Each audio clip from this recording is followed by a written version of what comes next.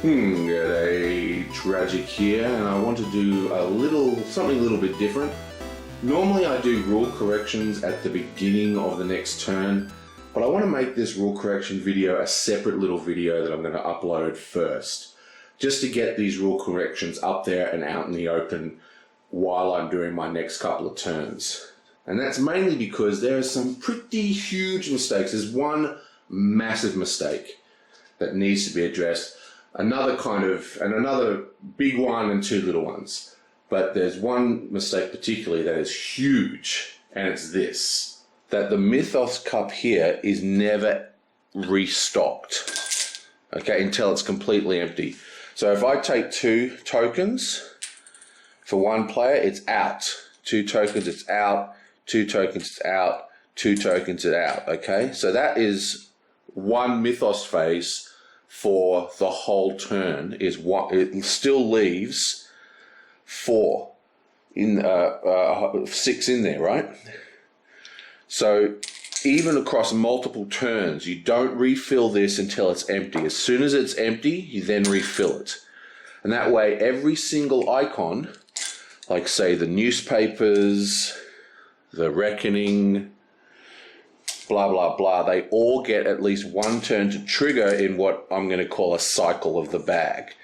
So that is a huge problem, because, you know, you won't accidentally do what I did last turn and draw like 4 clues in a row, or get lots of blanks, and you get a lot of the nastier stuff as well will come through. So that's a real game changer and probably the biggest error. And if I wasn't playing on live on the channel, I probably would restart my game. But that's what you get for playing, you know, because you know me, I don't really care much about rules. I'm more about having fun. I'm having a lot of fun anyway, so I'm just going to keep going basically. But that's a huge change. Another problem was over here. This is actually a Doom token. It's just the wrong side was placed.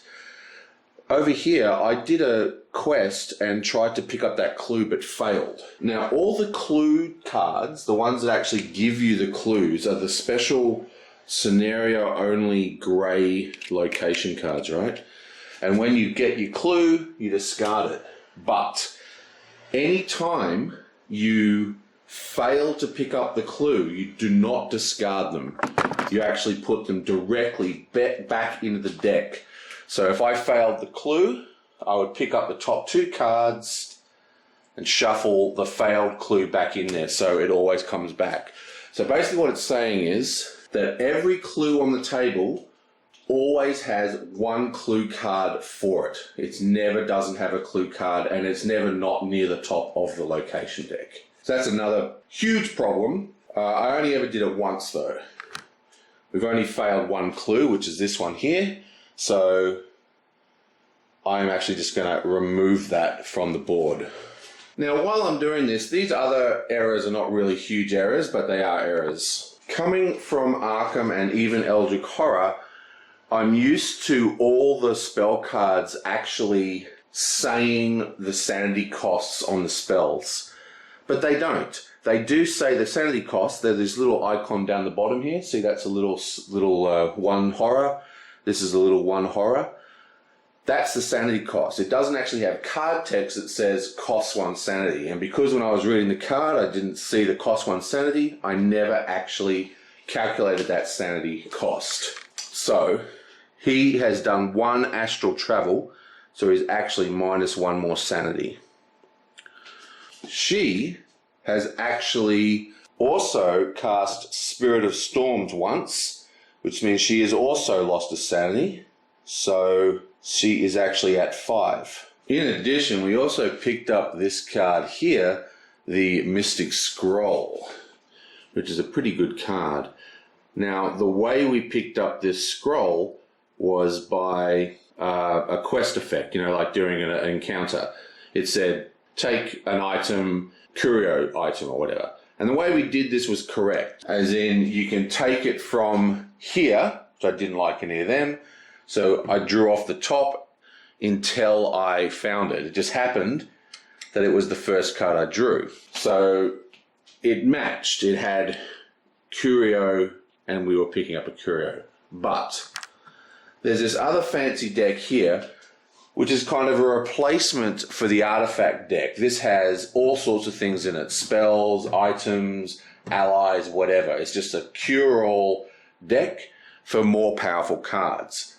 Now, I can't remember the quest card that allowed us to do the draw, but if that card is written, you know, the item or whatever, in capital letters, then it means you take it from this deck. Because there are curio items in that deck. Now, I'm going to keep this one, even if it's the wrong one, just because it's the one I have. But you just got to keep an eye out for capitalized letters, which determines this deck over this deck. But wait, there's more! Okay, see these things, these focus tokens? You can get them by having your focus action. They add +1 to your skill. Now, every character has a focus limit. This one's focus limit is 2. Now, I found these a bit confusing. Now, basically, these work the same as clues do in this game, which is also different to Arkham Horror. And what I mean by that is, a clue in this game will allow you to re-roll a single die out of your roll by spending it.